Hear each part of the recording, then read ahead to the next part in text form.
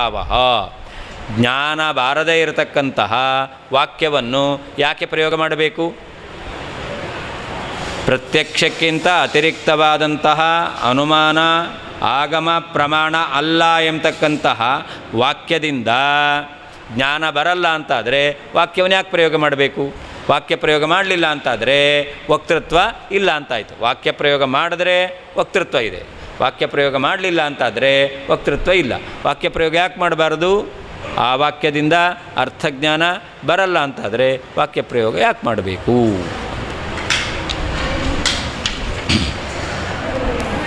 ಸ್ಯಾಚ್ಚೇತ್ ಪ್ರಮಾತ್ವಂ ಚಾವಶ್ಯಂ ತಸ್ಯೇತ್ಯಾ ಸಿದ್ಧಿಮಾನತಾ ತತ್ರ ಪ್ರಯುಕ್ತಯುಕ್ತೇಶ್ಚ ತದ್ವದೇವ ಪ್ರಮಾಣತಾ. ಹಾಗಾದರೆ ನಾನು ಪ್ರಯೋಗ ಮಾಡಿದ ಪ್ರತ್ಯಕ್ಷಕ್ಕಿಂತ ಅತಿರಿಕ್ತವಾದ ಅನುಮಾನ ಮತ್ತು ಆಗಮಗಳು ಪ್ರಮಾಣ ಅಂತ ಹೇಳ್ತೇನೆ ಅಂತ ಅವನು ಹೇಳಬೇಕು. ಚಾರ್ವಾಕ ನಾನು ಪ್ರಯೋಗ ಮಾಡಿದ ಪ್ರತ್ಯಕ್ಷಕ್ಕಿಂತ ಅತಿರಿಕ್ತವಾದ ಅನುಮಾನ ಆಗಮಗಳು ಪ್ರಮಾಣ ಅಲ್ಲ ಎಂಬತಕ್ಕಂಥ ವಾಕ್ಯದಿಂದ ಅರ್ಥಜ್ಞಾನ ಬರುತ್ತೆ ಅಂತ. ಹಾಗಾದರೆ ಅರ್ಥಜ್ಞಾನ ಬರುತ್ತೆ ಅಂತಾದರೆ ಆ ಜ್ಞಾನ ಬಂದಿದೆಯಲ್ಲ, ಆ ಜ್ಞಾನ ಎಂಬತಕ್ಕಂಥದ್ದು ಪ್ರಮಾಣ ಹೌದೋ ಅಲ್ವೋ? ಈಗ ನೋಡಿದಾಗ ಇದೇನು ಜ್ಞಾನ ಬಂತು? ಪುಸ್ತಕ ಜ್ಞಾನ ಬಂತು. ನಾನು ಶಬ್ದ ಪ್ರಯೋಗ ಮಾಡಿದಾಗೂ ಏನು ಜ್ಞಾನ ಬಂತು? ಅದೇ ಜ್ಞಾನ ಬಂತು. ಹಾಗಾದರೆ ಕಣ್ಣಿನಿಂದ ನೋಡಿದ ವಸ್ತುವಿನ ಜ್ಞಾನ ಅದು ಪ್ರಮಾಣ ಅಂತಾಗಿದೆ ಅಂತಾದರೆ ಅದೇ ಜ್ಞಾನಕ್ಕೆ ಸದೃಶವಾದಂತಹ ಶಬ್ದದಿಂದ ಬಂದಿರತಕ್ಕಂಥ ಜ್ಞಾನ ಅದೇನಾಯಿತು? ಅದು ಪ್ರಮಾಣವೇ ಆಯಿತು, ಅರ್ಥಜ್ಞಾನವನ್ನು ಉಂಟು ಮಾಡಿದೆ. ಆದ್ದರಿಂದ ಅದು ಅರ್ಥಜ್ಞಾನವನ್ನು ಉಂಟು ಮಾಡೋದ್ರಿಂದ ತಸ್ಯ ಮಾನತಾ ಆಸಿದ್ಧಿ, ಅದಕ್ಕೆ ಪ್ರಾಮಾಣ್ಯ ಇದ್ದೇ ಇದೆ ಅಂತ. ಯಾಕೆ ಅಂತಂದರೆ ಅಷ್ಟೇ ಅಲ್ಲ, ಇನ್ನೊಂದು ಹೇಳ್ತಾರೆ, ಇದು ಆಗಮಕ್ಕೆ ವಾಕ್ಯಕ್ಕೆ ಪ್ರಾಮಾಣ್ಯ ಬಂತು, ಯುಕ್ತಿಗೂ ಕೂಡ ಪ್ರಾಮಾಣ್ಯ ಇದೆ. ಯಾಕೆ ಅಂತಂದರೆ ತತ್ರ ಪ್ರಯುಕ್ತ ಯುಕ್ತೇಶ್ಚ ತದ್ವದೇವ ಪ್ರಮಾಣತ. ಪ್ರತ್ಯಕ್ಷದಿಂದ ನೋಡಿರುವಂತಹ ವಸ್ತುವಿನ ವಿಷಯದಲ್ಲಿ ಬಂದಿರುವಂತಹ ಜ್ಞಾನ ಪ್ರಮಾಣ ಆಗಿದೆ ಅಂತಾದರೆ ಆ ಜ್ಞಾನ ಬರಲಿಕ್ಕೆ ಪ್ರಯೋಗ ಮಾಡಿರುವಂಥ ವಾಕ್ಯ ಅಂತಹ ಜ್ಞಾನವನ್ನೇ ಉಂಟು ಮಾಡಿದೆ. ಆದ್ದರಿಂದ ಅದು ಪ್ರಮಾಣ ಅಂತಾಯಿತು. ಜ್ಞಾನವೂ ಪ್ರಮಾಣ, ಮತ್ತು ಎರಡು ರೀತಿಯಲ್ಲಿದೆ ಪ್ರಮಾಣ. ಎರಡು ಪ್ರಮಾಣ. ಯಾವುದು ಎರಡು ಪ್ರಮಾಣ? ಒಂದು ಕೇವಲ ಪ್ರಮಾಣ, ಇನ್ನೊಂದು ಅನುಪ್ರಮಾಣ ಅಂತ ಕರೀತಾರೆ. ಕೇವಲ ಪ್ರಮಾಣ ಅಂದರೆ ಜ್ಞಾನ, ಅದನ್ನು ಕೇವಲ ಪ್ರಮಾಣ ಅಂತ ನೋಡಿ. ಅಯಂಘಟಃ, ಇದು ಪುಸ್ತಕ ಜ್ಞಾನ ಬಂತು, ಇದು ಪುಸ್ತಕ ಜ್ಞಾನ ಬಂತಲ್ಲ, ಇದನ್ನು ಪ್ರಮಾಣ ಅಂತ ಕರೀತಾರೆ. ಇದು ಜ್ಞಾನ. ಈ ಪುಸ್ತಕ ಜ್ಞಾನ ಬರಲಿಕ್ಕೆ ಹೇಗೆ ಬಂತು? ಜ್ಞಾನ ಹೇಗೆ ಬಂತು? ಏನು ಕಾರಣ? ಇದು ಪುಸ್ತಕ ಜ್ಞಾನ ಬರಲಿಕ್ಕೆ ಏನು ಕಾರಣ? ಕಣ್ಣಿಗೂ ಪುಸ್ತಕಕ್ಕೂ ಸಂಪರ್ಕ ಆಯಿತು. ನೋಡದೇನೆ ಇದು ಪುಸ್ತಕ ಜ್ಞಾನ ಬರುತ್ತಾ? ಇಲ್ಲ. ಮುಟ್ಟದೇನೆ ಇದು ಪುಸ್ತಕ ಜ್ಞಾನ ಬರುತ್ತಾ? ಇಲ್ಲ. ಒಂದೋ ನೋಡಬೇಕು, ಇಲ್ಲ ಕೈಯಿಂದ ಅದನ್ನು ಸ್ಪರ್ಶ ಮಾಡಬೇಕು. ಹಾಗಾದರೆ ಸ್ಪರ್ಶ ಆದರೆ ತ್ವಗಿಂದ್ರಿಯಕ್ಕೂ ಪುಸ್ತಕಕ್ಕೂ ಸಂಬಂಧ ಆಯಿತು, ನೋಡಿದಾಗ ಕಣ್ಣಿಗೂ ಪುಸ್ತಕಕ್ಕೂ ಸಂಬಂಧ ಆಯಿತು. ಹೀಗೆ ಕಣ್ಣಿಗೂ ಪುಸ್ತಕಕ್ಕೂ ಸಂಬಂಧ ಇದೆಯಲ್ಲ, ಇದನ್ನು ಅನುಪ್ರಮಾಣ ಅಂತ ಕರೀತಾರೆ. ಹಾಗಾದರೆ ಎರಡು ಪ್ರಮಾಣ, ಒಂದು ಜ್ಞಾನ ಪ್ರಮಾಣ, ಇನ್ನೊಂದು ಜ್ಞಾನಕ್ಕೆ ಕಾರಣವಾದದ್ದು ಯಾವುದೋ ಅದು ಪ್ರಮಾಣ. ಈಗ ಪ್ರತ್ಯಕ್ಷದಿಂದ ಜ್ಞಾನ ಬಂತು, ಇದು ಪುಸ್ತಕ ಜ್ಞಾನ ಬಂತು. ಈ ಪುಸ್ತಕ ಎಂಬ ಜ್ಞಾನ ಏನಾಗಿದೆ? ನೋಡಿ ಬಂದದ್ದೀಗ, ನೋಡಿ ಇದು ಪುಸ್ತಕ ಜ್ಞಾನ ಬಂತು, ಇದೇನಾಗಿದೆ? ಪ್ರಮಾಣ ಅಂತ ಆಗಿದೆ ತಾನೇ. ಹಾಗಾದರೆ ನಾನು ಶಬ್ದ ಪ್ರಯೋಗ ಮಾಡಿದೆ, ಇದು ಪುಸ್ತಕ ಅಂತ. ಹಾಗಾದರೆ ಇದು ಪುಸ್ತಕ ಅಂತ ಶಬ್ದ ಪ್ರಯೋಗ ಮಾಡಿ ಏನು ಜ್ಞಾನ ಬಂತು? ಇದು ಪುಸ್ತಕ ಜ್ಞಾನ ಬಂತು. ಹಾಗಾದರೆ ಕಣ್ಣಿನಿಂದ ನೋಡಿದಾಗ ಇದು ಪುಸ್ತಕ ಜ್ಞಾನ ಬಂದದ್ದಕ್ಕೂ ನಾನು ಹೇಳಿದ ಇದು ಪುಸ್ತಕ ಎಂಬ ವಾಕ್ಯದಿಂದ ಬಂದಂಥ ಜ್ಞಾನಕ್ಕೂ ಏನಾದರೂ ವ್ಯತ್ಯಾಸ ಇದೆಯಾ?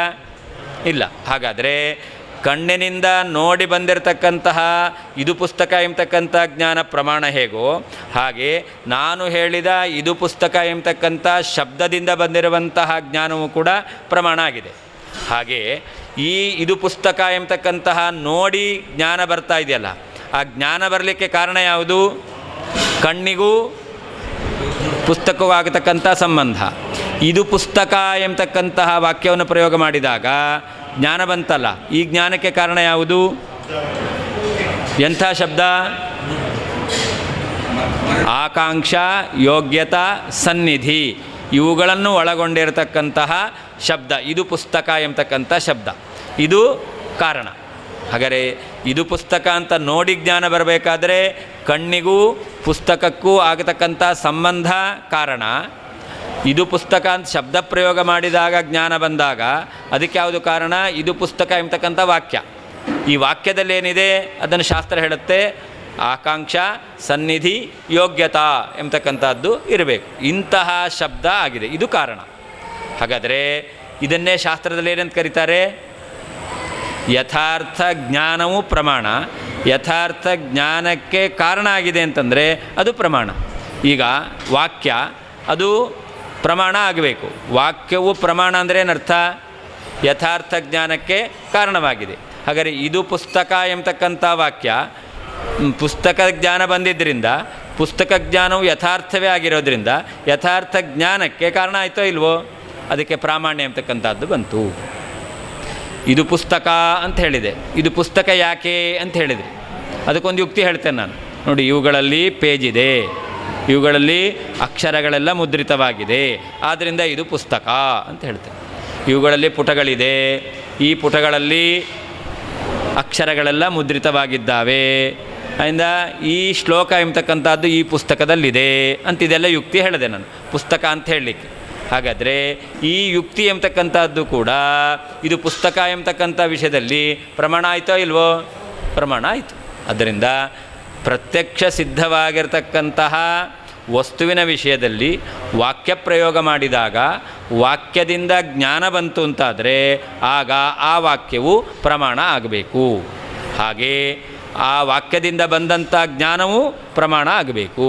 ಹಾಗೆ ಆ ಜ್ಞಾನ ಯಾವುದರಿಂದ ಬಂದಿದೆಯೋ ಆ ಜ್ಞಾನವನ್ನು ಸರಿ ಎಂಬುದಾಗಿ ಹೇಳಲಿಕ್ಕೆ ಯಾವ ಯುಕ್ತಿಯನ್ನು ನಾವು ಪ್ರಯೋಗ ಮಾಡಿದ್ದೇವೋ ಆ ಯುಕ್ತಿಯೂ ಕೂಡ ಪ್ರಮಾಣ ಆಗಲೇಬೇಕು.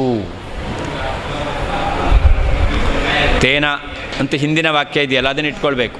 ತೇನ ಬೋಧೋಪಿ ನ ಸ್ಯಾಚ್ಚೇತ್ ಅಂತಿದೆಯಲ್ಲ, ಅಲ್ಲಿರುವ ಆ ವಾಕ್ಯ ಆ ಶ್ಲೋಕದಲ್ಲಿರ್ತಕ್ಕಂತಹ ತೇನ ಎಂಬತಕ್ಕಂಥದ್ದನ್ನು ಇಲ್ಲಿಗೂ ಅನ್ವಯ ಮಾಡಿಕೊಳ್ಬೇಕು. ತೇನ ಅಂತಂದರೆ ಪ್ರತ್ಯಕ್ಷ ಸಿದ್ಧವಾಗಿರ್ತಕ್ಕಂತಹ ವಿಷಯದಲ್ಲಿ ವಸ್ತುವಿನ ವಿಷಯದಲ್ಲಿ ಪ್ರಯೋಗ ಮಾಡಿರ್ತಕ್ಕಂತಹ ವಾಕ್ಯದಿಂದ ಬೋಧ ಸ್ಯಾತ್ ಚೇತ್, ಬೋಧ ಅನ್ನೋದನ್ನು ಇಟ್ಕೊಳ್ಬೇಕು. ಜ್ಞಾನವು ಬರ್ತಾ ಇದೆ ಅಂತಾದರೆ ತಸ್ಯ ಆ ಜ್ಞಾನಕ್ಕೆ ಪ್ರಮಾತ್ವಂಚ ಪ್ರಾಮಾಣ್ಯವೂ ಕೂಡ ಅವಶ್ಯವಾಗಿ ಒಪ್ಪಲೇಬೇಕು.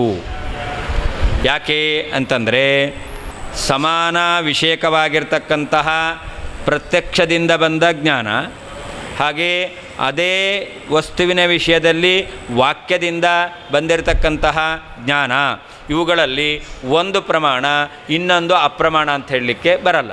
ಇದು ಪುಸ್ತಕ ಅಂತ ನೋಡಿದ ನಿಮಗೆ ಜ್ಞಾನ ಬಂತು, ಹಾಗಾದರೆ ಇದು ಪುಸ್ತಕ ಅನ್ನೋ ಜ್ಞಾನ ಏನಾಗಿದೆ? ಪ್ರಮಾಣ. ನಾನು ಇದು ಪುಸ್ತಕ ಅಂತ ಶಬ್ದ ಪ್ರಯೋಗ ಮಾಡಿದೆ, ಇದು ಪುಸ್ತಕ ಅಂತ ಶಬ್ದ ಪ್ರಯೋಗ ಮಾಡಿದ ನಿಮಗೆ ಜ್ಞಾನ ಬಂತು, ಈ ಜ್ಞಾನ ಅಪ್ರಮಾಣ ಅಂತ ಆಗುತ್ತಾ? ಇಲ್ಲ. ಯಾಕಾಗಲ್ಲ? ಒಂದೇ ವಸ್ತುವಿನ ವಿಷಯದಲ್ಲಿ ಎರಡಿದೆ, ಒಂದು ಪ್ರತ್ಯಕ್ಷ ಇನ್ನೊಂದು ಶಬ್ದ. ಹಾಗಾದರೆ ಒಂದೇ ವಸ್ತುವಿನ ವಿಷಯದಲ್ಲಿ ಪ್ರತ್ಯಕ್ಷ ಎಂಬತಕ್ಕಂಥದ್ದು ಪ್ರಮಾಣ ಆಗಿದೆ, ಅದೇ ಆಗಮ ಎಂಬತಕ್ಕಂಥದ್ದು ಪ್ರಮಾಣ ಅಲ್ಲ ಅಂತ ಹೇಳ್ತೀರಾ ಅಂದರೆ ಅದು ಸರಿಯಲ್ಲ. ಅಥವಾ ಅದೇ ಜ್ಞಾನಕ್ಕೆ ಕಾರಣವಾಗಿರ್ತಕ್ಕಂಥದ್ದು. ಇದು ಪುಸ್ತಕ ಎಂಬತಕ್ಕಂಥ ಜ್ಞಾನ ಬಂತು, ಈ ಪುಸ್ತಕ ವಿಷಯದಲ್ಲಿ ಪ್ರತ್ಯಕ್ಷ ಇದು ಪುಸ್ತಕ ಎಂಬ ಜ್ಞಾನ ಬಂತಲ್ಲ, ಇದು ಪ್ರಮಾಣ. ಆದರೆ ಅದೇ ಪುಸ್ತಕ ಎಂಬತಕ್ಕಂಥ ವಿಷಯದಲ್ಲಿ ಶಬ್ದದಿಂದ ಬಂದಿರತಕ್ಕಂಥ ಜ್ಞಾನ ಅದು ಪ್ರಮಾಣ ಅಲ್ಲ ಅಂತ ಹೇಳಲಿಕ್ಕೆ ಬರೋದಿಲ್ಲ. ಅಂದರೆ ಒಂದೇ ವಸ್ತುವಿನ ವಿಷಯದಲ್ಲಿ ಒಂದು ಪ್ರಮಾಣ ಇನ್ನೊಂದು ಅಪ್ರಮಾಣ ಅಂತ ಹೇಳಲಿಕ್ಕೆ ಬರೋದಿಲ್ಲ. ತದಾ ಆಗ ವಾಕ್ಯಸ್ಯ ಜ್ಞಾನಕ್ಕೆ ಯಥಾರ್ಥ ಜ್ಞಾನಕ್ಕೆ ಕಾರಣವಾಗಿರ್ತಕ್ಕಂತಹ ವಾಕ್ಯಕ್ಕೆ ಮಾನತ ಪ್ರಾಮಾಣ್ಯವು ಸಿದ್ಧವಾಯಿತಷ್ಟೇ. ತತ್ರ ಪ್ರತ್ಯಕ್ಷ ಸಿದ್ಧವಾದ ವಿಷಯದಲ್ಲಿ ಪ್ರಯುಕ್ತಯುಕ್ತೇಶ್ಚ ಪ್ರಯೋಗ ಮಾಡಿರುವಂತಹ ಯುಕ್ತಿಗೂ ಕೂಡ ತದ್ವತ್ ಏವ ಆಗಮದಂತೆ ಅಂದರೆ ವಾಕ್ಯದಂತೆ ಪ್ರಮಾಣತ ಪ್ರಾಮಾಣ್ಯವು ಆಸೀತ್ ಸಿದ್ಧವಾಗುತ್ತದೆ. ತೇನ ಪ್ರತ್ಯಕ್ಷದಿಂದ ಸಿದ್ಧವಾದ ವಸ್ತುವಿನ ವಿಷಯದಲ್ಲಿ ಪ್ರಯೋಗ ಮಾಡಿರುವಂತಹ ವಾಕ್ಯದಿಂದ ಬೋಧ ಇದೆರಡೂ ಶಬ್ದವನ್ನು ಹಿಂದಿನ ಶ್ಲೋಕದಿಂದ ಇಟ್ಕೊಳ್ಬೇಕು. ಜ್ಞಾನವು ಸ್ಯಾತ್ ಚೇತ್ ಬರುತ್ತೆ ಅಂತಾದರೆ ತಸ್ಯ ಆ ಜ್ಞಾನಕ್ಕೆ ಪ್ರಮಾತ್ವಂಚ ಪ್ರಾಮಾಣ್ಯವೂ ಕೂಡ ಅವಶ್ಯವಾಗಿ ಒಪ್ಪಲೇಬೇಕು. ಯಾಕೆ? ಸಮಾನ ವಸ್ತು ವಿಷಯಕವಾಗಿರ್ತಕ್ಕಂತಹ ಎರಡು ಜ್ಞಾನಗಳಲ್ಲಿ ಪ್ರತ್ಯಕ್ಷ ಎಂಬತಕ್ಕಂಥದ್ದು ಪ್ರಮಾಣ, ವಾಕ್ಯದಿಂದ ಬಂದಂಥ ಜ್ಞಾನ ಅಪ್ರಮಾಣ ಅಂತ ಹೇಳಲಿಕ್ಕೆ ಬರೋದಿಲ್ಲ. ತದಾ ಆ ವಾಕ್ಯದಿಂದ ಬಂದಂತಹ ಜ್ಞಾನವು ಪ್ರಮಾಣ ಆಗಿದೆ ಅಂತಾದರೆ ವಾಕ್ಯಸ್ಯ ಆ ಜ್ಞಾನಕ್ಕೆ ಕಾರಣವಾಗಿರ್ತಕ್ಕಂತಹ ವಾಕ್ಯಕ್ಕೂ ಮಾನತಾ ಪ್ರಾಮಾಣ್ಯವು ಆಸಿದ್ಧಿ ಸಿದ್ಧವಾಗುತ್ತದಷ್ಟೇ. ತತ್ರ ಪ್ರತ್ಯಕ್ಷ ಸಿದ್ಧವಾದ ವಿಷಯದಲ್ಲಿ ಅದನ್ನು ಸಮರ್ಥನೆ ಮಾಡಲಿಕ್ಕೋಸ್ಕರ ಪ್ರಯುಕ್ತಯುಕ್ತೇ ಪ್ರಯೋಗ ಮಾಡಿರುವಂತಹ ಯುಕ್ತಿಗೂ ಕೂಡ ತದ್ವದೇವ ಆಗಮವಾಕ್ಯದಂತೆಯೇ ಪ್ರಮಾಣತ ಪ್ರಾಮಾಣ್ಯವು ಆಸಿದ್ಧಿ ಸಿದ್ಧವಾಗುತ್ತದಷ್ಟೇ. ಸ್ಯಾಚೇತ್ ಅದಕ್ಕೆ ಅರ್ಥ ಬರೀತಾರೆ, ತೇನ ಬೋಧ ಇತ್ಯಾವೃತ್ತಿ. ಸ್ಯಾಚೇತ್ ಅಂತ ಅಷ್ಟೇ ಇದೆ ಶ್ಲೋಕದಲ್ಲಿ. ಅಂದರೆ ಏನರ್ಥ ಅದಕ್ಕೆ? ತೇನ ಬೋಧ ಸ್ಯಾಚೇತ್ ಪ್ರತ್ಯಕ್ಷ ಸಿದ್ಧವಾದ ವಸ್ತುವಿನ ವಿಷಯದಲ್ಲಿ ಪ್ರಯೋಗ ಮಾಡಿರ್ತಕ್ಕಂಥ ವಾಕ್ಯದಿಂದ ಬೋಧ ಸ್ಯಾಚೇತ್ ಜ್ಞಾನವು ಬರುತ್ತೆ ಅಂತಾದರೆ ತಸ್ಯ ಬೋಧಸ್ಯ ಪ್ರಮಾತ್ವಂಚ ಅವಶ್ಯಂ ಅಂಗೀಕರ್ತವ್ಯಂ. ಆ ಜ್ಞಾನವು ಪ್ರಮಾಣ ಅಂತ ಒಪ್ಪಬೇಕು, ಆ ಜ್ಞಾನಕ್ಕೆ ಪ್ರಾಮಾಣ್ಯವನ್ನು ಒಪ್ಪಬೇಕು ಅಂತ. ಯಾಕೆ ಅದಕ್ಕೆ ಹೇಳ್ತಾರೆ? ಕಾರಣ ಏಕಾರ್ಥ ವಿಷಯಯೋ ಏಕಸ್ಯ ಮಾನತ್ವಂ ಅಪರಸ್ಯ ಅಮಾನತ್ವಂ ಇತ್ಯಸ್ಯ ಅಯೋಗಾತ್ ಇತಿ ಭಾವಃ.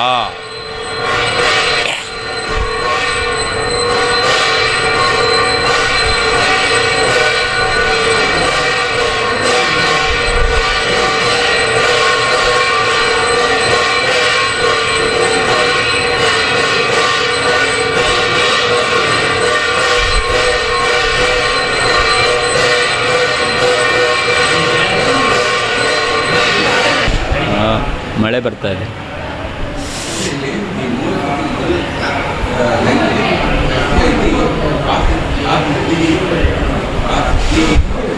ಹಾಂ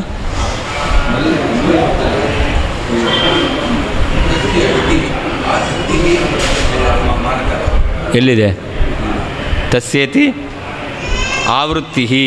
ಹಾಂ ಆವೃತ್ತಿ ಇತ್ಯಾವೃತ್ತಿ ಸ್ಯಾಚೇತ್ತೇನ ಬೋಧ ಇತ್ಯಸ್ಯ ಆವೃತ್ತಿ. ಏನಿದೆ ವಾಕ್ಯ? ಯಾವುದು ಹೇಳ್ತಾ ಇದ್ದೀರಾ?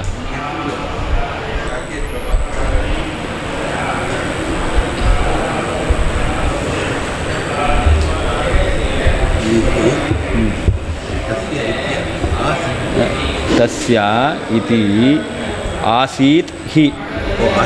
ಹಾಂ ಪದಚ್ಛೇದ ಬೇಕಾ?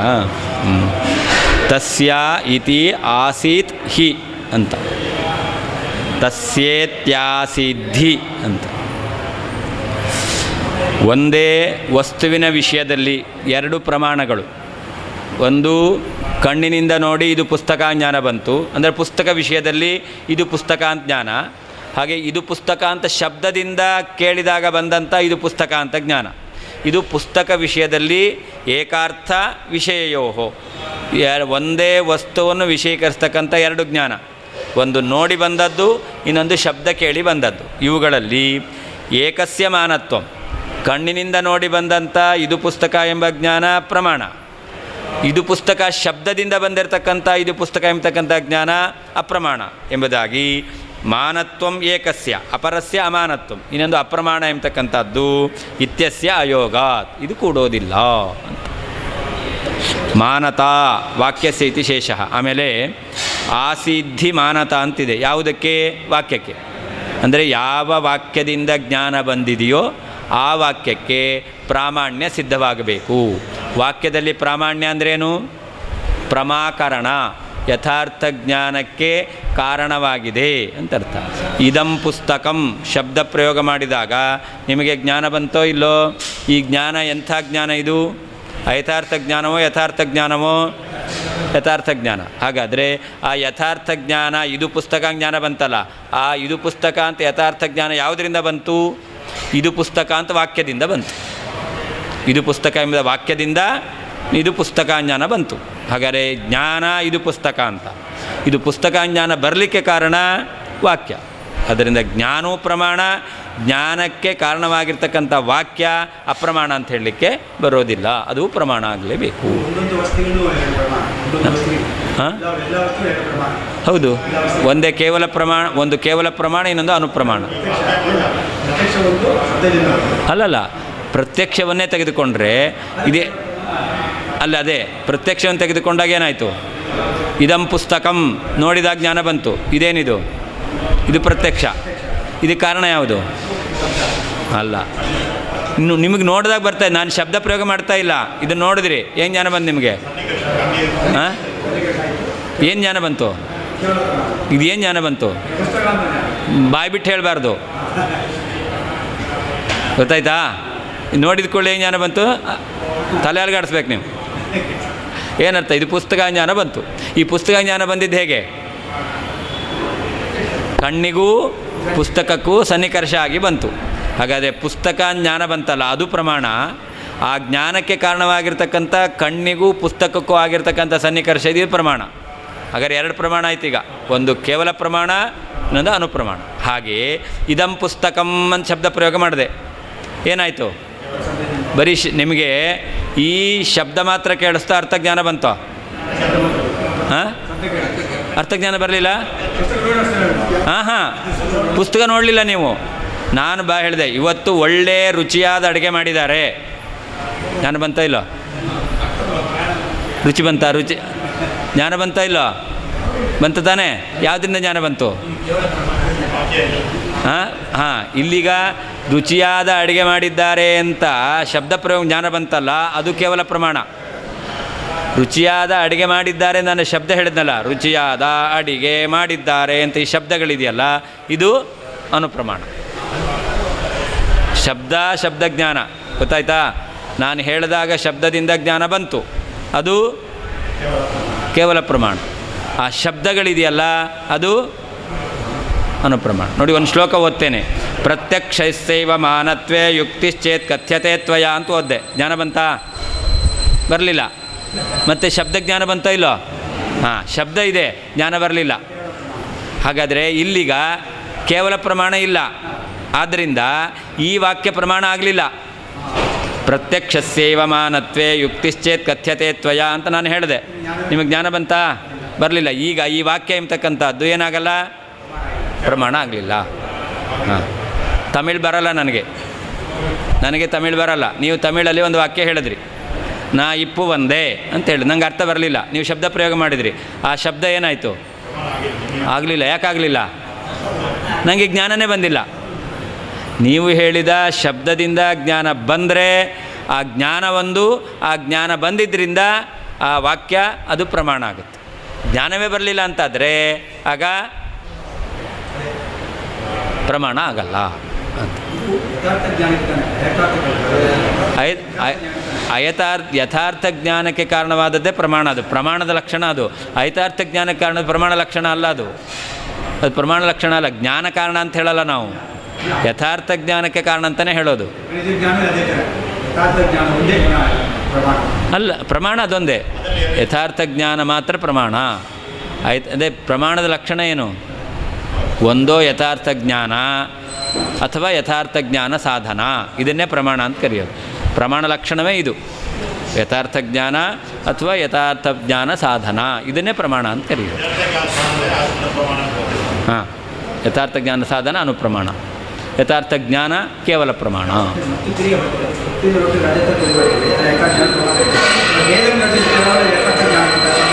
ಹೌದು. ಹಾಂ, ಯಥಾರ್ಥ ಜ್ಞಾನ ಪ್ರಮಾಣ.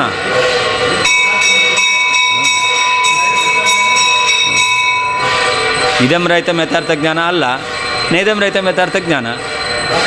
ಹಾಂ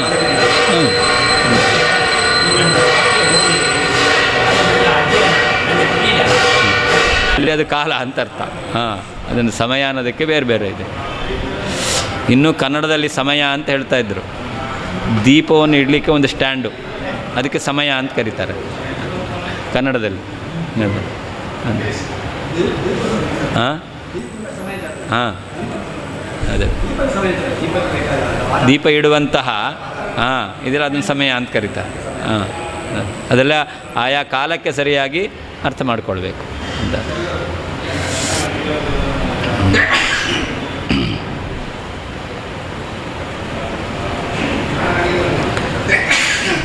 ಪ್ರಮಾಕರಣ ಅತಿರಿಕ್ತ ಪ್ರಾಮಾಣ್ಯ ಅಭಾವಾದಿತಿ ಭಾವ.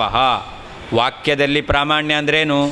ಯಥಾರ್ಥ ಜ್ಞಾನಕ್ಕೆ ಕಾರಣವಾಗಿದೆ. ಅದನ್ನು ಹೇಳ್ತಾರೆ ಪ್ರಮಾಕರಣ ಅಂದರೆ ಯಥಾರ್ಥ ಜ್ಞಾನಕ್ಕೆ ಕಾರಣ.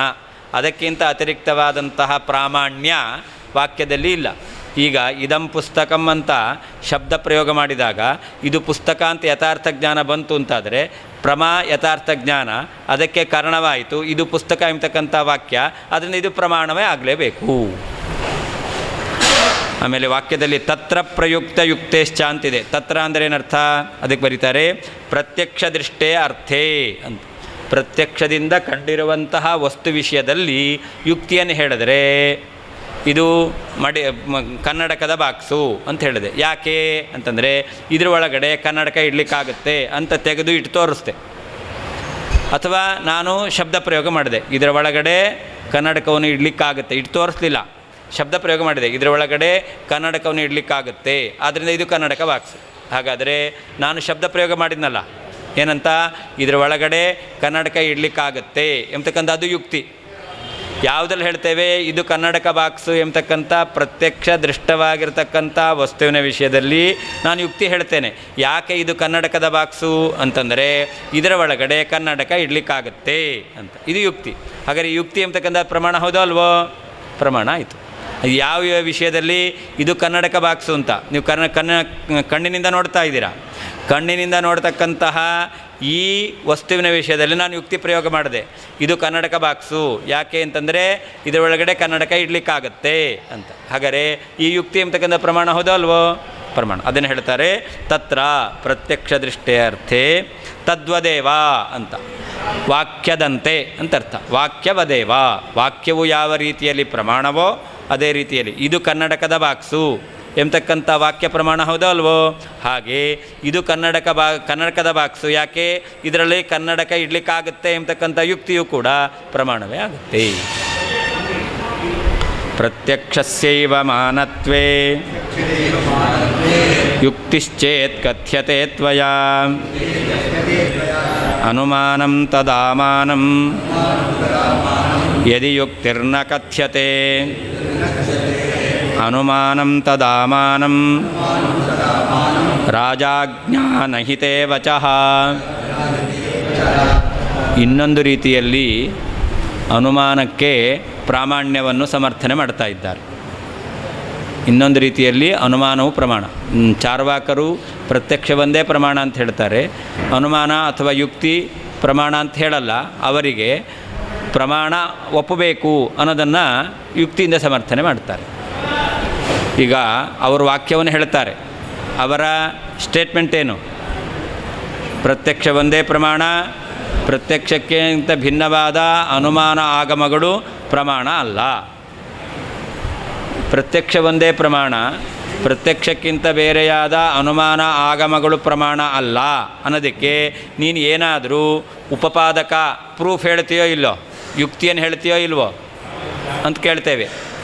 ಯುಕ್ತಿಯನ್ನು ಹೇಳ್ತೀಯ ಅಂತಂದರೆ ಆ ಯುಕ್ತಿ ಪ್ರಮಾಣ ಆಯ್ತಲ್ಲ, ಯುಕ್ತಿ ಪ್ರಮಾಣ ಅಂತ ಆಯಿತು. ಯಾಕೆ? ಪ್ರತ್ಯಕ್ಷ ಒಂದೇ ಪ್ರಮಾಣ, ಅನುಮಾನ ಆಗಮಗಳು ಪ್ರಮಾಣ ಅಲ್ಲ ಎಂಬತಕ್ಕಂಥ ವಿಷಯದಲ್ಲಿ ನೀನು ಯುಕ್ತಿಯನ್ನು ಹೇಳ್ತೀಯ ಅಂತಾದರೆ ಆವಾಗ ಯುಕ್ತಿ ಎಂಬತಕ್ಕಂಥದ್ದು ಪ್ರಮಾಣ ಅಂತ ಆಯಿತು.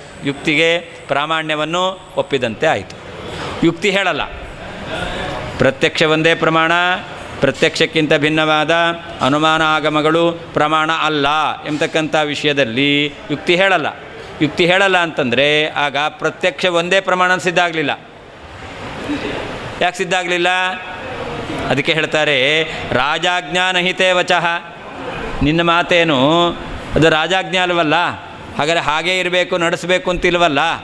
ಆದ್ದರಿಂದ ನೀನು ಹೇಳಿದ ಪ್ರತ್ಯಕ್ಷ ಒಂದೇ ಪ್ರಮಾಣ, ಅನುಮಾನ ಆಗಮಗಳು ಪ್ರಮಾಣ ಅಲ್ಲ, ಇದೇನು ರಾಜಾಜ್ಞೆ ಅಲ್ಲ, ಹಾಗಾದ್ರೆ ಇದನ್ನು ಒಪ್ಪಬೇಕಾಗಿಲ್ಲ ಅಂತ. ಹಾಗಾದ್ರೆ ಏನಾಯಿತು? ಪ್ರತ್ಯಕ್ಷ ಒಂದೇ ಪ್ರಮಾಣ ಅಲ್ಲ, ಅನುಮಾನ ಆಗಮಗಳು ಪ್ರಮಾಣ ಅಂತ ಆಯಿತು.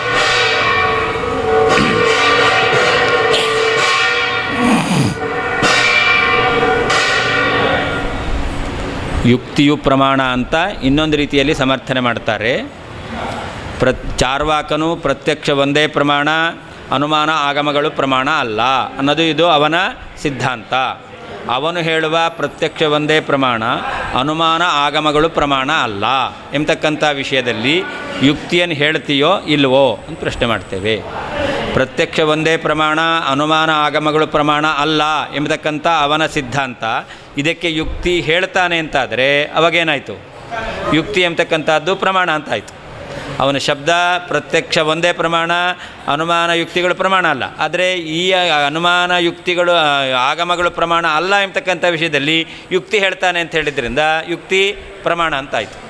ಒಂದು ವೇಳೆ ಪ್ರತ್ಯಕ್ಷ ಒಂದೇ ಪ್ರಮಾಣ, ಅನುಮಾನ ಆಗಮಗಳು ಪ್ರಮಾಣ ಅಲ್ಲ ಎಂಬತಕ್ಕಂಥ ವಿಷಯದಲ್ಲಿ ಅವನು ಯುಕ್ತಿಯನ್ನು ಹೇಳಲ್ಲ, ಆವಾಗ ಅನುಮಾನ ಪ್ರಮಾಣ ಆಯಿತು. ಯುಕ್ತಿ ಹೇಳಿಲ್ಲ, ಅವನು ಯುಕ್ತಿ ಹೇಳಿಲ್ಲ. ಆದ್ದರಿಂದ ಅವನು ಹೇಳುವಂತಹ ವಿಷಯ ಸಿದ್ಧ ಆಗಲಿಲ್ಲ.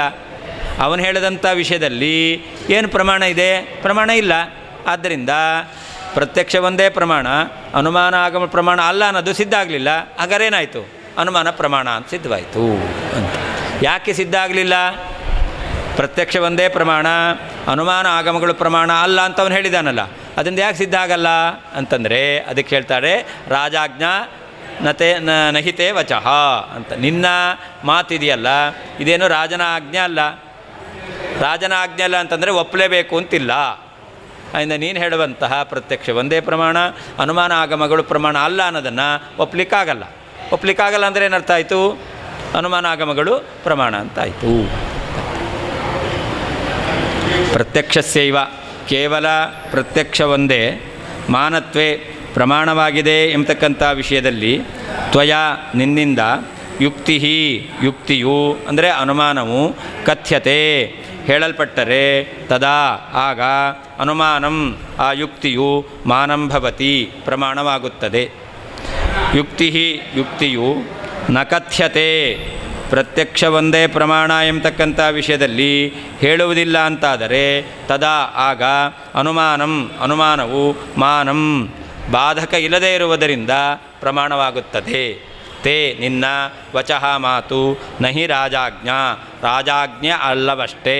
ರಾಜಾಜ್ಞೆ ಆದರೆ ಸಿದ್ಧ ಆಗ್ತಿತ್ತು, ರಾಜಾಜ್ಞೆ ಅಲ್ಲ ಅಂತಂದರೆ ಸಿದ್ಧ ಆಗಲಿಕ್ಕೆ ಸಾಧ್ಯವೇ ಇಲ್ಲ. ಹಾಂ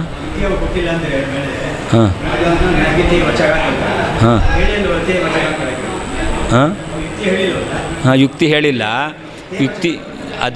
ಯುಕ್ತಿ ಹೇಳಿಲ್ಲ. ಅದರಿಂದ ಪ್ರತ್ಯಕ್ಷ ಒಂದೇ ಪ್ರಮಾಣ, ಅನುಮಾನ ಆಗಮಗಳು ಪ್ರಮಾಣ ಅಲ್ಲ ಅನ್ನೋ ಸಿದ್ಧ ಆಯ್ತಾ? ಸಿದ್ಧ ಆಯ್ತಾ? ಆಗಲಿಲ್ಲ. ಯಾಕೆ? ನಿನ್ನ ಮಾತು ರಾಜನ ಮಾತಲ್ಲ. ನೀ ಹೇಳಿದ ಕೂಡಲೇ ಸಿದ್ಧ ಆಗಬೇಕು ಅಂತಿಲ್ಲ.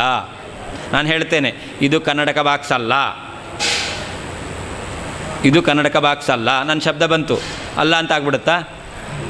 ಯಾಕೆ? ಯಾಕೆ?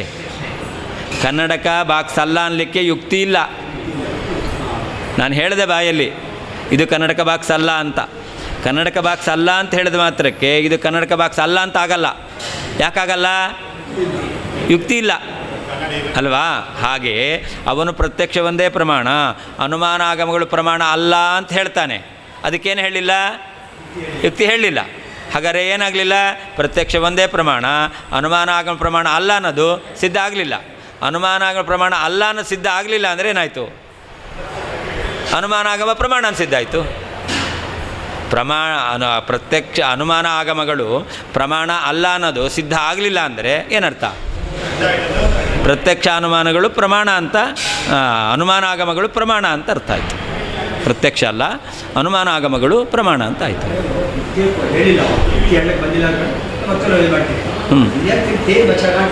ಅದೇ ನಿನ್ನ ವಾಚ, ನಿನ್ನ ಮಾತಿದೆಯಲ್ಲ, ಪ್ರತ್ಯಕ್ಷ ಒಂದೇ ಪ್ರಮಾಣ, ಪ್ರತ್ಯಕ್ಷ ಒಂದೇ ಪ್ರಮಾಣ. ಹಾಂ, ಪ್ರತ್ಯಕ್ಷ ಒಂದೇ ಪ್ರಮಾಣ, ಅನುಮಾನ ಆಗಮಗಳು ಪ್ರಮಾಣ ಅಲ್ಲ ಎಂಬತಕ್ಕಂಥ ಅವನ ಮಾತು. ಹಾಂ, ಇದು ರಾಜನ ಆಜ್ಞೆ ಅಲ್ಲ, ಅದರಿಂದ ಸಿದ್ಧ ಆಗಬೇಕು ಅಂತಿಲ್ಲ ಅಂತ. ಹಾಂ, ಪ್ರತ್ಯಕ್ಷಸ್ಯೈವ ಕೇವಲ ಪ್ರತ್ಯಕ್ಷ ಒಂದೇ ಮಾನತ್ವೇ ಪ್ರಮಾಣ ಎಂಬುದಾಗಿ ಹೇಳ್ತಕ್ಕಂಥ ವಿಷಯದಲ್ಲಿ ತ್ವಯ ನಿನ್ನಿಂದ ಯುಕ್ತಿಯು ಕಥ್ಯತೆ ಚೇತ್ ಹೇಳಲ್ಪಟ್ಟರೆ ತದಾ ಆಗ ಅನುಮಾನಂ ಪ್ರತ್ಯಕ್ಷ ಒಂದೇ ಪ್ರಮಾಣ ಎಂಬತಕ್ಕಂಥ ವಿಷಯದಲ್ಲಿ ಹೇಳಿರ್ತಕ್ಕಂಥ ಯುಕ್ತಿಯು ಮಾನಂ ಭವತಿ ಪ್ರಮಾಣವಾಗುತ್ತದೆ.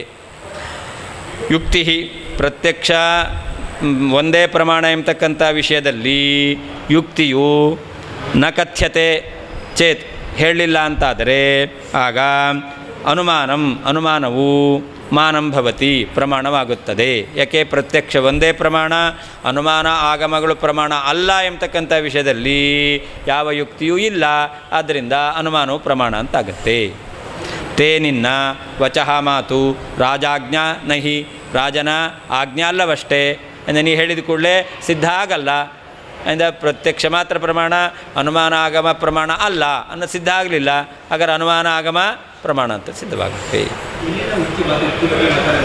ಹಾಂ, ಯಾರು ಅವರು ಇಲ್ಲ, ಅವ್ರು ಹೇಳ್ತಾರೆ, ಅದನ್ನೇ ನಾವು ಹೇಳ್ತಾ ಇರೋದು.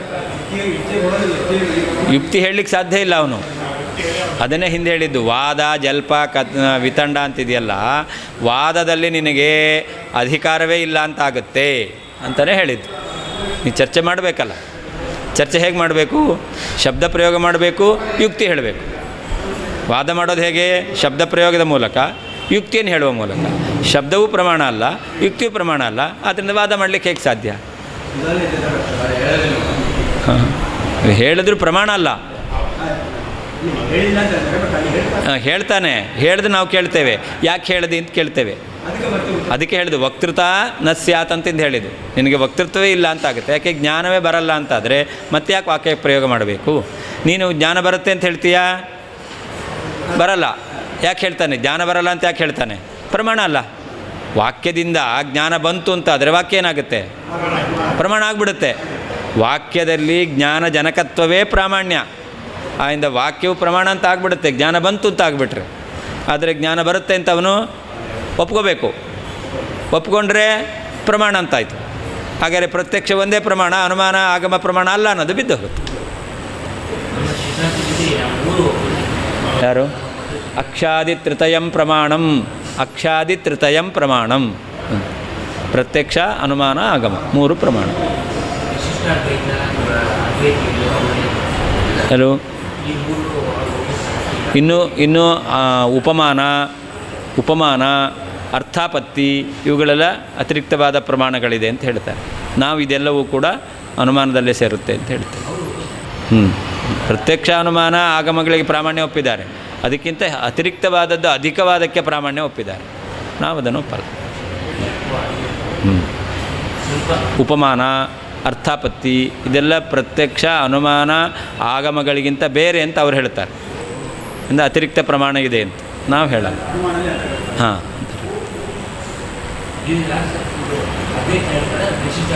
ಇಬ್ಬರು. ಹಾಂ, ಪ್ರಕಾರಾಂತರೇಣ ಅನುಮಾನ ಪ್ರಾಮಾಣ್ಯಂ ಸಾಧಯಿತುಂ ಆಹ ಪ್ರತ್ಯಕ್ಷಸ್ಯ ಇತಿ.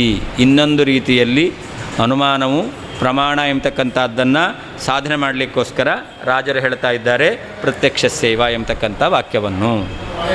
ಯದಿ ಯುಕ್ತಿ ನ ಕಥ್ಯತೆ, ಒಂದು ವೇಳೆ ಪ್ರತ್ಯಕ್ಷ ಒಂದೇ ಪ್ರಮಾಣ, ಅನುಮಾನಾಗಮಗಳು ಪ್ರಮಾಣ ಅಲ್ಲ ಎಂಬತಕ್ಕಂಥ ವಿಷಯದಲ್ಲಿ ಯುಕ್ತಿಯನ್ನು ಹೇಳೋದಿಲ್ಲ ಅಂತಾದರೆ, ಯುಕ್ತಿ ನ ಕಥ್ಯತೆ ಹೇಳೋದಿಲ್ಲ ಅಂತಾದರೆ ತದಾ ಬಾಧಕ ಅಭಾವಾತ್ ಅನುಮಾನಂ ಮಾನಮಿತಿ ಭಾವ. ಬಾಧಕ ಇಲ್ಲ. ಪ್ರತ್ಯಕ್ಷ ಒಂದೇ ಪ್ರಮಾಣ, ಪ್ರತ್ಯಕ್ಷ ಅತಿರಿಕ್ತವಾದ ಅನುಮಾನ ಆಗಮಗಳು ಪ್ರಮಾಣ ಅಲ್ಲ ಎಂಬತಕ್ಕಂಥದ್ದಕ್ಕೆ ಬಾಧಕ ಇಲ್ಲ. ಬಾಧಕ ಇಲ್ಲ ಅಂತಂದರೆ ಏನಾಯಿತು? ಅನುಮಾನವು ಕೂಡ ಪ್ರಮಾಣ ಅಂತ ಆಯಿತು ಅಂತ. ಬಾಧಕ ಏನು? ಪ್ರತ್ಯಕ್ಷ ಒಂದೇ ಪ್ರಮಾಣ, ಅನುಮಾನ ಆಗಮಗಳು ಪ್ರಮಾಣ ಎಂಬತಕ್ಕಂಥ ವಿಷಯದಲ್ಲಿ ಯುಕ್ತಿಯನ್ನು ಹೇಳಿಲ್ಲ. ಯುಕ್ತಿ ಪ್ರಮಾಣ ಅಲ್ಲ ಎಂಬತಕ್ಕಂಥ ವಿಷಯದಲ್ಲಿ ಯುಕ್ತಿಯನ್ನು ಹೇಳಿಲ್ಲ. ಪ್ರಮಾಣ ಅಲ್ಲ ಎಂಬತಕ್ಕಂತಹ ವಿಷಯದಲ್ಲಿ ಯುಕ್ತಿ ಹೇಳಿಲ್ಲ, ಆದ್ದರಿಂದ ಯುಕ್ತಿ ಹೇಳಿದರೆ ಬಾಧಕ ಇರ್ತಿತ್ತು. ಯುಕ್ತಿ ಹೇಳಿಲ್ಲ, ಆದ್ದರಿಂದ ಬಾಧಕ ಇಲ್ಲ. ಆದ್ದರಿಂದ ಅನುಮಾನ ಆಗಮಗಳೇನಾಗ್ಬೋದು?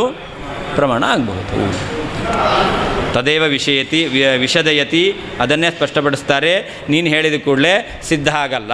ಯಾಕೆ? ರಾಜಾಜ್ಞಾ ನಹಿತೆ ವಚಃ, ನಿನ್ನ ಮಾತು ರಾಜನ ಆದೇಶ ಏನಲ್ಲ. ನಾಪಿಹಾರ್ಧಗುಹಾಬೋಧ ಪ್ರತ್ಯಕ್ಷೇಣೈವ ಜಾಯತೆ ತದ್ಭೋಕ್ತॄಣಾಂಚ ಪಾತॄಣಾಂ ಅನುಮಾನಂ ಪರಾಯಣಂ ತಸ್ಮಾತ್ ಪ್ರತ್ಯಕ್ಷಾನುಮಾನ ಆಗಮಾನಾಂ ಮಾನತಾ ಧ್ರುವ.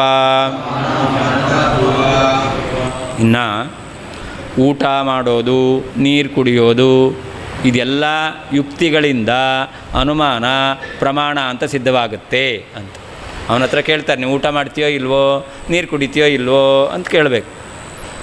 ಅವನು ಊಟ ಮಾಡ್ತೇನೆ ಅಂತ ಹೇಳಿದ್ರೆ ಆವಾಗ ಅನುಮಾನ ಪ್ರಮಾಣ ಒಪ್ಕೊಂಡಿದ್ದೀಯಾ ಅಂತ ಹೇಳಬೇಕು. ನೀರು ಕುಡಿತೀಯಾ ಅಂತ ಪ್ರಶ್ನೆ, ಕುಡಿತೇನೆ ಅಂತಂದರೆ ಆವಾಗ ಯಾಕೆ ಕುಡಿತೀಯಾ ಅಂತ ಪ್ರಶ್ನೆ ಮಾಡಬೇಕು.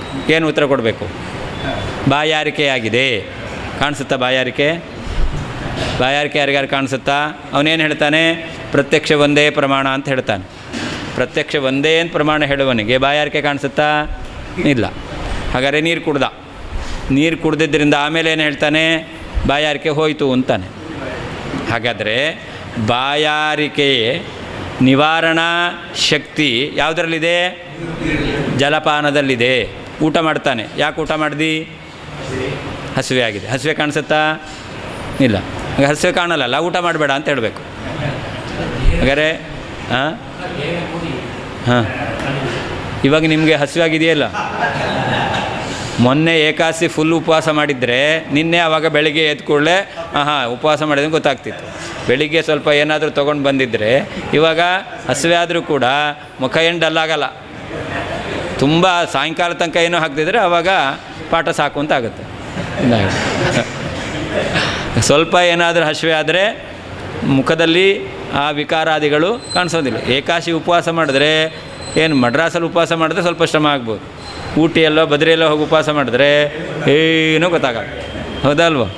ಹಾಗಾದರೆ ಒಂದು ಉಪವಾಸ ಮಾಡಿದ ಮಾತ್ರಕ್ಕೆ ನಿಶ್ಶಕ್ತಿಯಾದಿಗಳು ಮುಖದಲ್ಲಿ ಆ ವಿಕಾರಾದಿಗಳು ಕಾಣಿಸೋದಿಲ್ಲ. ವಾರಗಟ್ಟಲೆ ಮಾಡಿದ್ರೆ ಗೊತ್ತಾಗುತ್ತೆ. ಬೇಕಾ ಒಂದು ಹೊತ್ತೇ ಕೇಳ್ತಾ ಇರೋದು. ಒಂದು ಹಸಿವೆ ಆಗಿದೆ, ಹಸಿವೆ ಆಗಿದೆ ಅಂತ ಕಾಣಿಸುತ್ತಾ? ಕಾಣಲ್ಲ. ಹಾಗಾದರೆ ಏನು ಮಾಡ್ತಾನೆ? ಊಟ ಮಾಡ್ತಾನೆ. ಊಟ ಮಾಡಿದ್ರಿಂದ ಏನು ಹೇಳ್ತಾನೆ? ಹಸಿವೆ ಹೋಯಿತು. ಕಾಣಿಸುತ್ತಾ ಹಸಿವೆ ಹೋಯಿತು ಅಂತ? ಹಾಗಾದರೆ ಭೋಜನ ರೂಪವಾದಂತಹ ಕಾರಣ ಇರೋದರಿಂದ ಅಲ್ಲಿ ಅವನಿಗೆ ಹಸಿವೆಯಾಗಿದೆ ಎಂಬತಕ್ಕಂಥದ್ದು ಗೊತ್ತಾಗುತ್ತೆ. ಭೋಜನ ರೂಪ ಕ್ರಿಯೆ ಕಾಣಿಸುತ್ತಾ ಇಲ್ಲೋ?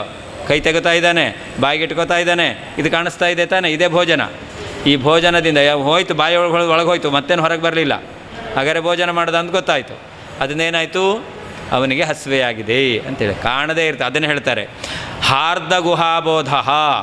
ಹೃದಯದ ಒಳಗಡೆ ಇರತಕ್ಕಂತಹ ಹಾರ್ದ ಗುಹ, ಹೃದಯ ಗುಹೆ, ಅದರ ಒಳಗಡೆ ಇರತಕ್ಕಂತಹ ಹಸಿವೆ ಬಾಯಾರಿಕೆ ಇವುಗಳ ಬೋಧ ಪ್ರತ್ಯಕ್ಷಣೇವ ನಾ ಜಾಯತೆ. ಅದು ಪ್ರತ್ಯಕ್ಷದಿಂದ ಬರೋದಿಲ್ಲ, ಆದರೆ ಅನುಮಾನ ಮಾಡ್ತೇವೆ. ಯಾಕೆ? ಇವನಿಗೆ ಹಸಿವೆ ಇದೆ, ಇವನಿಗೆ ಬಾಯಾರಿಕೆ. ಯಾಕೆ? ತದ್ಭೋಕ್ತॄಣಾಂಚ ಪಾತॄಣಾಂ ಅನುಮಾನಂ ಪರಾಯಣಂ. ಊಟ ಮಾಡುವವರಿಗೂ ನೀರು ಕುಡಿಯುವವರಿಗೂ ಹಸಿವೆ ಇದೆ, ಬಾಯಾರಿಕೆ ಆಗಿದೆ ಎಂಬತಕ್ಕಂಥದ್ದಕ್ಕೆ ಯಾವುದು ಪ್ರಮಾಣ? ಅನುಮಾನ ಎಂಬತಕ್ಕಂಥದ್ದು ಪ್ರಮಾಣ ಅಂತ. ಆದ್ದರಿಂದ ಪ್ರತ್ಯಕ್ಷ ಹೇಗೆ ಪ್ರಮಾಣವೋ ಅದರಂತೆ ಅನುಮಾನ ಆಗಮಗಳಿಗೂ ಕೂಡ ಊಟ ಮಾಡ್ತೀಯಾ ನೀರು ಕುಡಿತೀಯಾ ಅಂತಂದರೆ ಈ ಯುಕ್ತಿಯಿಂದ ಪ್ರಾಮಾಣ್ಯವನ್ನು ಒಪ್ಪಬೇಕು ಅಂತ ಚಾರ್ವಾಕರನ್ನು ಒಪ್ಪಲೇಬೇಕು ಅಂತ ವಾದಿರಾಜರು ಸಮರ್ಥನೆ ಮಾಡಿ ತೋರಿಸ್ತಾ ಇದ್ದಾರೆ. ಅಪಿ ಅಲ್ಲದೆ ಹಾರ್ದಗುಹಾಬೋಧ, ಹೃದಯ ಗುಹೆಯಲ್ಲಿರ್ತಕ್ಕಂತಹ ಹಸಿವೆ ಬಾಯಾರಿಕೆ ಇವುಗಳ ಜ್ಞಾನವು ಪ್ರತ್ಯಕ್ಷೇಣೈವ, ಕೇವಲ ಪ್ರತ್ಯಕ್ಷದಿಂದಲೇ ನಜಾಯತೆ ಉಂಟಾಗುವುದಿಲ್ಲ. ತತ್ ಆದ್ದರಿಂದ ಭೋಕ್ತೃಣಾಂ ಹಸಿವೆಯಾಗಿದೆ ಎಂಬುದಾಗಿ ತಿಳಿದು ಊಟ ಮಾಡ್ತಕ್ಕಂಥವರಿಗೆ, ಪಾತೃಣಾಂ ನೀರಡಿಕೆಯಾಗಿದೆ ಎಂಬುದಾಗಿ ನೀರು ಕುಡಿಯತಕ್ಕಂಥವರಿಗೆ ಅನುಮಾನವೇ ಪರಾಯಣಂ ಮುಖ್ಯ ಆಶಯವಾಗಿದೆ. ತಸ್ಮಾತ್ ಆದ್ದರಿಂದ ಪ್ರತ್ಯಕ್ಷ ಅನುಮಾನ ಆಗಮಗಳಿಗೆ ಮಾನತಾ ಪ್ರಾಮಾಣ್ಯವು ಧ್ರುವ ಸಿದ್ಧವಾಗುತ್ತದೆ. ಅಪಿ ಅಲ್ಲದೇನೆ ಹಾರ್ದಗುಹಾಬೋಧ ಹೃದಯದ ಅಂದರೆ ಮನಸ್ಸಿನಲ್ಲಿ ಇರತಕ್ಕಂತಹ ಹಸಿವೆ ಬಾಯಾರಿಕೆ ಇವುಗಳ ಜ್ಞಾನವು ಪ್ರತ್ಯಕ್ಷೇಣೈವ ಕೇವಲ ಪ್ರತ್ಯಕ್ಷದಿಂದಲೇ ನಜಾಯತೆ ಬರುವುದಿಲ್ಲ. ತತ್ ಆದ್ದರಿಂದ ಭೋಕ್ತೃಣಾಂ ಹಸಿವೆಯಾಗಿದೆ ಎಂಬುದಾಗಿ ಊಟ ಮಾಡುವವರಿಗೆ, ಪಾತೃಣಾಂ ಬಾಯಾರಿಕೆಯಾಗಿದೆ ಎಂಬುದಾಗಿ ನೀರು ಕುಡಿಯತಕ್ಕಂಥವರಿಗೆ ಅನುಮಾನವೇ ಪರಾಯಣಂ ಮುಖ್ಯಾಶಯವಾಗಿದೆ. ತಸ್ಮಾತ್ ಆದ್ದರಿಂದ ಪ್ರತ್ಯಕ್ಷ ಅನುಮಾನ ಆಗಮಾನಾಂ ಪ್ರತ್ಯಕ್ಷ ಅನುಮಾನ ಅಂದರೆ ಯುಕ್ತಿ ಆಗಮ ಶಬ್ದ ಇವುಗಳಿಗೆ ಮಾನತಾ ಪ್ರಾಮಾಣ್ಯವು ಧ್ರುವ ಸಿದ್ಧವಾಗುತ್ತದೆ. ಭೋಜನಾದಿ ಕರಣ ಅನ್ಯಥಾನುಪಪತ್ಯಾಪಿ ಅನುಮಾನಸ್ಯ ಮಾನತಾ ಇತ್ಯಾಹ ನಾಪಿ ಇತಿ ಅಂತ. ಭೋಜನ ಆದಿ ಅಂದರೆ ನೀರು ಕುಡಿಯೋದು, ಊಟ ಮಾಡೋದು, ನೀರು ಕುಡಿಯೋದು ಇವೇ ಮೊದಲಾದ ಕರಣ ಮಾಡುವಿಕೆಯ ಅನ್ಯಥಾನುಪಪತ್ತಿ. ಇದನ್ನು ಮಾಡ್ತಾನೆ, ಮಾಡೋದ್ರಿಂದ ಏನು ಗೊತ್ತಾಗುತ್ತೆ? ಹಸಿವೆ ಇದೆ, ಬಾಯಾರಿಕೆ ಇದೆ ಅಂತ ಗೊತ್ತಾಗುತ್ತೆ. ಇವನು ಹಸಿವೆ ಉಳ್ಳವನು ಅಂತ ನಾವು ತೀರ್ಮಾನ ಮಾಡೋದು ಹೇಗೆ? ಊಟ ಮಾಡೋದ್ರಿಂದ. ಊಟ ಮಾಡಲಿಲ್ಲ ಅಂತಂದರೆ ಯಾಕೆ ಊಟ ಮಾಡಲಿಲ್ಲ? ಎಲೆ ಮುಂದೆ ಕೂತಿದ್ದೀರಾ, ಹಾಕಿದ್ರು, ಎಲ್ಲ ಚೆನ್ನಾಗಿ ಬಡಿಸಿದ್ರು, ಪಕ್ಕದಲ್ಲಿದ್ದವ್ರು ಕೇಳಿದ್ರು ಏನು ಊಟ ಮಾಡಲಿಲ್ಲ ಅಂತ. ಹಾಕಲಿಲ್ಲ ಅಲ್ಲ, ಅಲ್ಲಿ ಬೇಕಾದಷ್ಟು ಹಾಕ್ತಾಯಿದ್ದಾರೆ, ಮತ್ತೇನು ಹೇಳಬೇಕು ಅವಾಗ? ಹಸಿವೆ ಇಲ್ಲ ಅಂತ ಹೇಳಬೇಕು. ಹಾಗಾದರೆ ಅವನು ಭೋಜನ ಮಾಡಿದ ಅನ್ಯಥಾನುಪಪತ್ತಿ ಅಂದರೆ ಹಸಿವೆ ಇಲ್ಲದೇನೆ ಭೋಜನ ಎಂಬತಕ್ಕಂಥದ್ದು, ತಿನ್ನುವಿಕೆ ಎಂಬತಕ್ಕಂಥದ್ದು ಕೂಡಲ್ಲ. ಹಸಿವೆ ಇದೆ ಅಂತಾದರೆ ತಿನ್ನುವಿಕೆ ಎಂಬತಕ್ಕಂಥದ್ದು ಕೂಡುತ್ತೆ. ಇದನ್ನೇ ಅನ್ಯಥಾ ಅನುಪಪತ್ತಿ ಅಂತ, ಅರ್ಥಾಪತ್ತಿ ಅಂತ ಹೇಳ್ತಾರಲ್ಲ. ದೇವದತ್ತ ರಾತ್ರಿ ಭೋಜನವಾನ್ ದಿವಾ ಅಭುಂಜಾನತ್ವೇ ಸತಿ ಪೀನತ್ವಾತ್, ಇದನ್ನು ಅನ್ಯಥಾನುಪತ್ತಿ ಅಂತ ಹೇಳ್ತಾರೆ.